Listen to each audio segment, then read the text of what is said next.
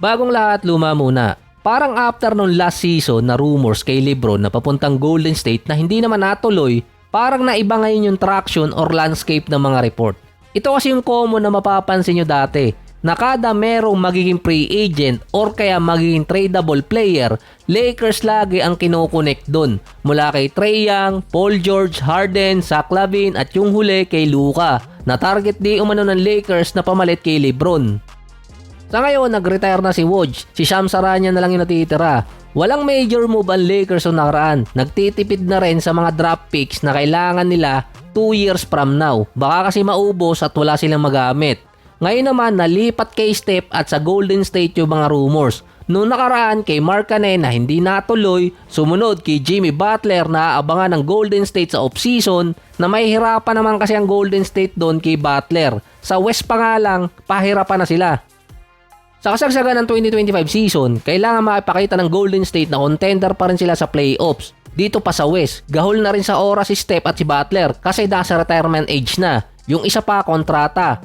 Si Kuminga ang nakaabang doon. Kapag nabigyan siya ng $20 to $30 million kada taon, may hirapan doon ang Golden State. Ang pinaka-visible kung ang mangyari hindi pumirma si Kuminga ngayon at mag-intay next offseason at idaan siya via sign and trade kapalit ni Jimmy Butler.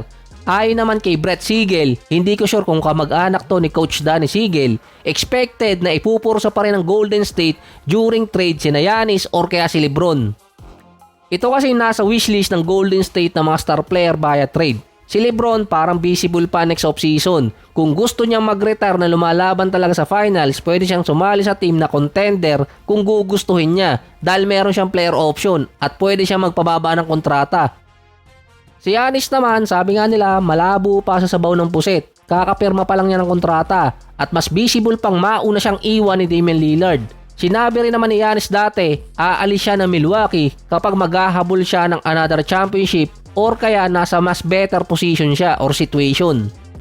Binanggit niya yan noong 2023 off-season. Ang ginawa doon ng Milwaukee, tinrade si Holiday para kay Damian Lillard. Binigyan agad ng contract extension si Giannis 1 taon na mas maaga. Ayun ang nangyari, si Holiday pa ang nakadalawang championship. Ang mga trade rumors na ikinukunik ngayon sa Golden State pwede magkatotoo, pwedeng hindi. Pero hindi kasi yan ang issue. Ang pwede mangyari katulad sa Lakers na apektuhan yung mga player. Yung mawawala sa game, nababawasan pa yung chemistry. Ang Golden State, isang bentahin nila kapag season chemistry. Isa pa, si Steph ang isa sa pinakamadaling pakisamahan na player. Pero paano yung iba? Yung mga natitirang bandwagon gusto pa makakuha ang Golden State ng isang superstar via trade. Nagkaroon naman sila dati kaso nga lang damage good na. Si Paul George base kay Draymond gustong pumunta ng Golden State. Ito yung dapat trade ni PG na pinigilan ng Clippers dahil ayaw nilang ibigay sa team na karibal nila, Pacific Division at sa West. Bukod pa sa walang makukuhang kapalit na bigating player ang Clippers kapag dinaan si PG sa sign and trade.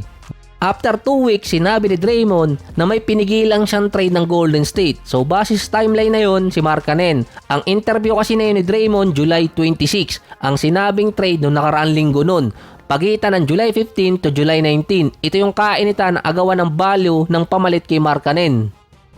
Kung magkakaroon ng mga rumors katulad nung sa Lakers, hindi ganun maapektuhan si Draymond. Pero yung ibang players tulad ni Wiggins, Kuminga, Podziemski, sama ko na si Trayce Jackson-Davis. Dahil yung trade ng kay Markkanen ang naapektuhan nun si Kuminga. Hindi siya makahingi ngayon ng malaking kontrata dahil nga sa nangyaring mas mataas yung value ni Podziemski. Dahil part pa ng media si Draymond at may podcast pa, malamang masagot niya yung mga trade rumors about sa mga ka-teammate niya.